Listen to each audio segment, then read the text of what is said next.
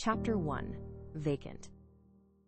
The soil was warm and damp as Lisa used her fingers to widen the hole she had dug in her front yard. A bead of sweat rolled down her forehead. She wiped it off with the sleeve of her shirt. A cardboard box full of petunias sat on the ground next to her, waiting to be planted into the hole she had spent the last hour digging. Getting her fingers dirty felt good. It made her feel more present in the moment, not stuck in the past as she had done for the last year. Grabbing the first of the petunias, she gently removed the small plastic vase it had been potted in and placed it in the hole. Using her fingers to cover the hole, she built a small mound around the thin stem of the delicate flower. She wiped her face again, realizing her face must have now been caked with soil, and smiled at the thought. There were gloves in her back pocket that she could have used, but she wanted to get her hands dirty. This project was more than just an attempt at gardening. It was an attempt to feel alive again. She needed something aside from the empty house that stood behind her. The memories of laughter, shared meals, and whispered dreams felt suffocating now. The house had grown too big for her, or maybe she had shrunk within it. Lisa let out a chuckle as she imagined herself, a widowed woman of 52, straw hat perched on her head, crouching in the dirt with garden gloves sticking out of her back pocket. She pictured herself decades from now, a cranky old lady gossiping about the neighborhood kids. The thought brought a fleeting smile, but the smile didn't linger long. This was supposed to be the time she and Tom would have rediscovered each other, finally free of obligations. Instead, she was here alone, filling her days with small tasks to keep the void at bay. 2 years earlier, Tom had been diagnosed with pancreatic cancer. The disease had ravaged him quickly, turning a vibrant, strong man into a shadow of himself. By the time he passed, he was barely recognizable, and Lisa had been left adrift in the wake of his absence. Everyone said it would get easier after the first year, but Lisa disagreed.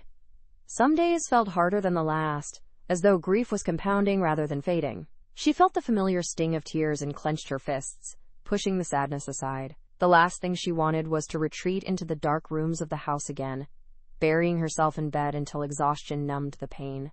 Grunting, she got up and moved to the next hole she had dug, grabbing another flower to plant. An hour later, the work was completed. A row of petunias lined the edge of her driveway, separating the concrete from the lawn. She admired her work, feeling good about having accomplished something for once. She couldn't remember when was the last time she did something that wasn't absolutely necessary, like making herself dinner. The row of flowers ended at a white post, on which a faded "For Rent" sign stood next to her garage. Years ago, Tom had converted part of the garage into a small apartment. They'd only ever had one tenant, and the space had since become a storage room for things she couldn't bear to part with. Tom's old tools, boxes of memories she wasn't ready to unpack. Lisa dusted off her hands, the dried soil coming off of her palms and falling on her faded jeans. The sun was still high in the sky and her head was spinning. She realized she had no idea how long she had been in the sun. She needed shade and something to drink. The house felt cool and shadowed as she stepped inside.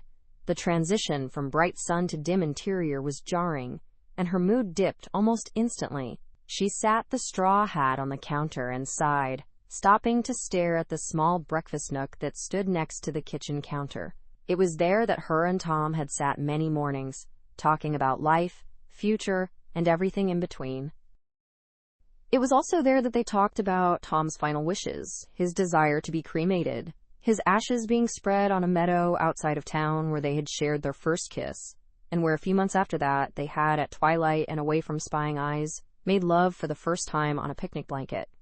The world took on a blurry tint as she fought away the tears that were once again forming in her eyes. "Not today," she grunted and raised her head high.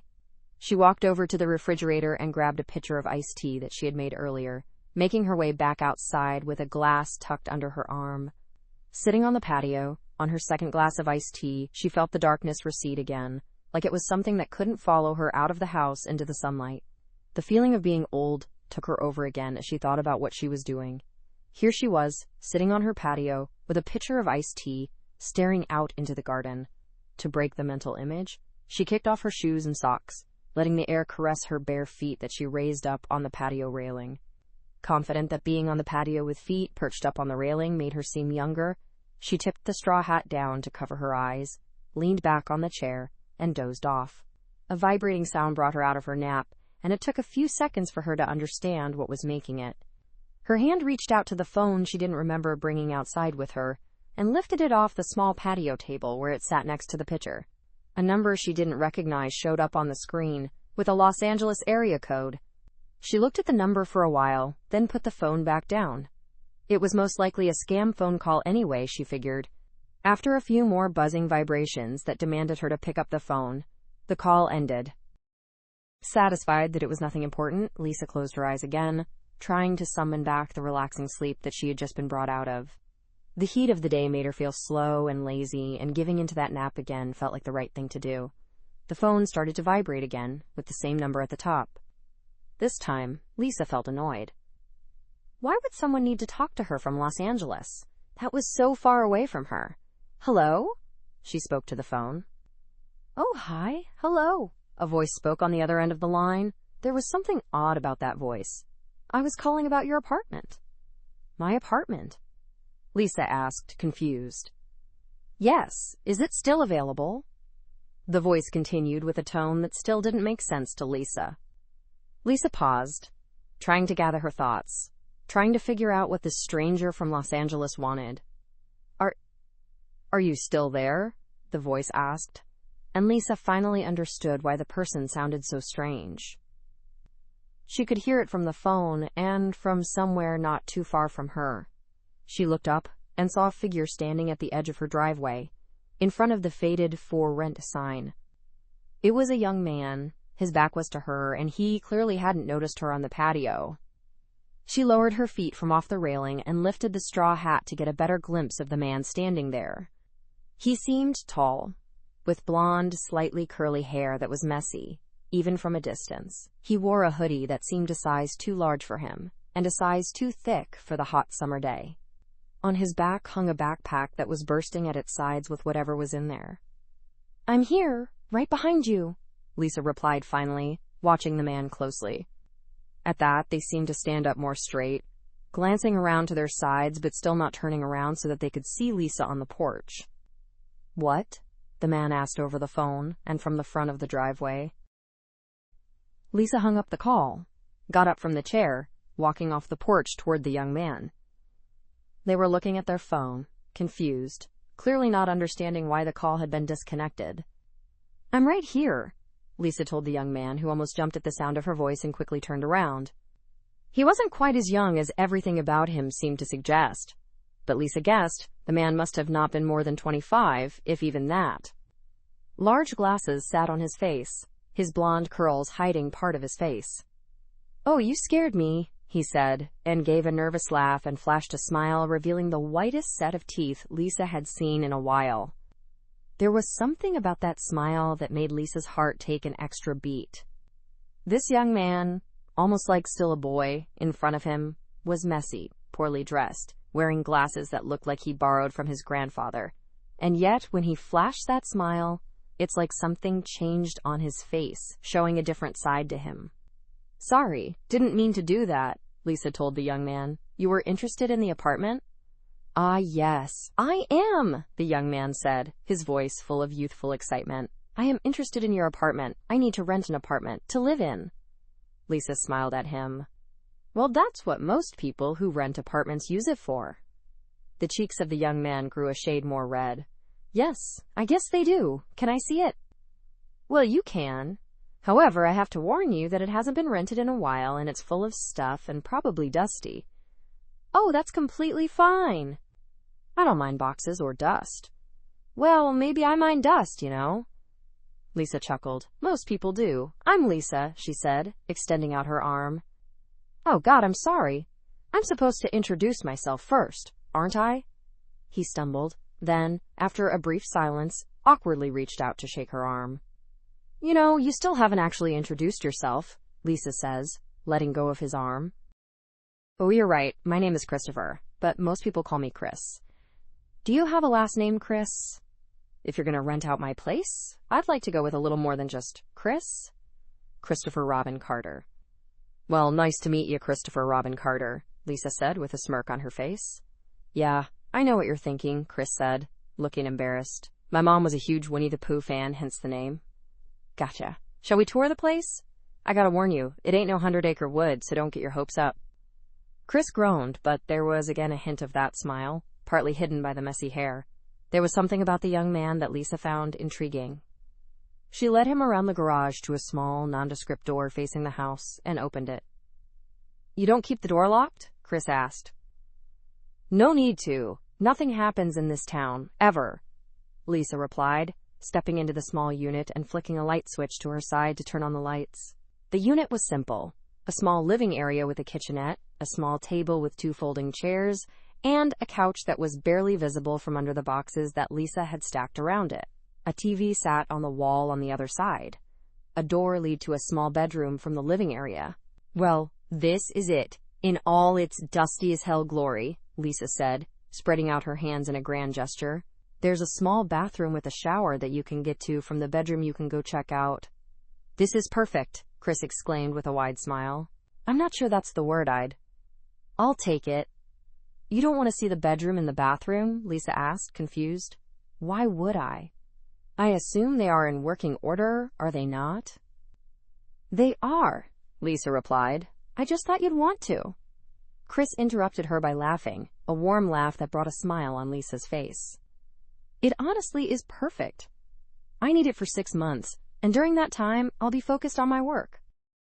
I have a project that's on a schedule, and I Googled a bunch of small towns that might provide a good distraction-free environment for getting my work done. And from what I've seen so far, this town seems to be perfect for that, as there's absolutely nothing to do here. After finishing his sentence, Chris's face switched to something akin horror. Oh, I didn't mean to. Lisa waved her hand at him. Don't worry, you're absolutely right. There's not a lot in this town. I won't argue with you on that point. Chris exhaled in relief. Thanks. How much are you asking for the place? Wow, I honestly hadn't even thought of it. It's been a while since I rented this place out. Lisa paused to think, wanting to figure out a sum that wouldn't be too much to drive Chris away, but didn't seem too cheap. She really wanted someone to rent the place, not just because it felt useless to have an empty apartment, but the thought of having someone live near her felt more exciting than she had expected. And for reasons she couldn't quite explain, she wanted that person to be Chris, despite having met the man just a few minutes earlier. Would $400 a month sound reasonable? First and last month rent due at signing? That sounds perfect, Chris said, and set down his backpack on the small table, opened it, and pulled out a thick envelope. He opened it carefully and thumbed through it for a moment, then pulled out a wad of bills. There you go, $2,400, he said, handing the bills to Lisa. That should cover the 6 months I need it for. Lisa hesitated, then took the bills. You don't need to, she started. I don't mind paying for the full amount up front. I know I'll be here for the next 6 months, and no, neither of us has to worry about tracking rent payments, right? I'll happily fill out any rental agreement you want, but given I paid everything up front, I'm not sure we need one. I guess so, Lisa said, still holding the stack of bills in front of her face. Some part of her wanted to ask him where a young man like himself got all that money. The envelope he had pulled the bills out of seemed thick, and Lisa wondered if it was full of bills, but then decided it was none of her business. Chris had paid his full rent up front, and every signal she got from her just made her like him, instead of setting of any alarms. Exciting, Chris said, raising his arms up to the ceiling. Yes, exciting. So when would you like to move in? Lisa asked. I'll have to move these boxes, and I guess I should clean the place. Chris looked at her, looking a bit awkward again. Would you mind if I moved in right now? Lisa was taken off guard with the young man's pace of everything. She stammered. I haven't cleaned, and there's these boxes I need to get out. I don't know how it would. I'll help you, Chris interrupted her, pulling of his hoodie. As he did so, his t-shirt came up a little, revealing a strong body underneath. Lisa could feel heat rise up on her cheeks. She didn't expect the awkward young man that she first saw look strong like that. He tossed the hoodie on the dusty couch and clapped his hands together. Where do you want these boxes? Lisa collected herself and looked around at the mess. I guess we'll have to move them to the main house. There's a guest bedroom there I really don't use. Chris grabbed a box, stacked it on top of another one, and lifted them up like there was nothing to it. Lead the way, then! It took an hour for them to clear out all the boxes, and together they did a quick clean of the apartment. Chris seemed to do most of the talking, and Lisa was happy he did. She realized how little social contact she had had over the last year, and felt she was out of touch with how to talk to people. She learned that he was 27 years old, so older than he looked, originally from Los Angeles, and had a master's degree in finance from UCLA, where he had also been on the swim team.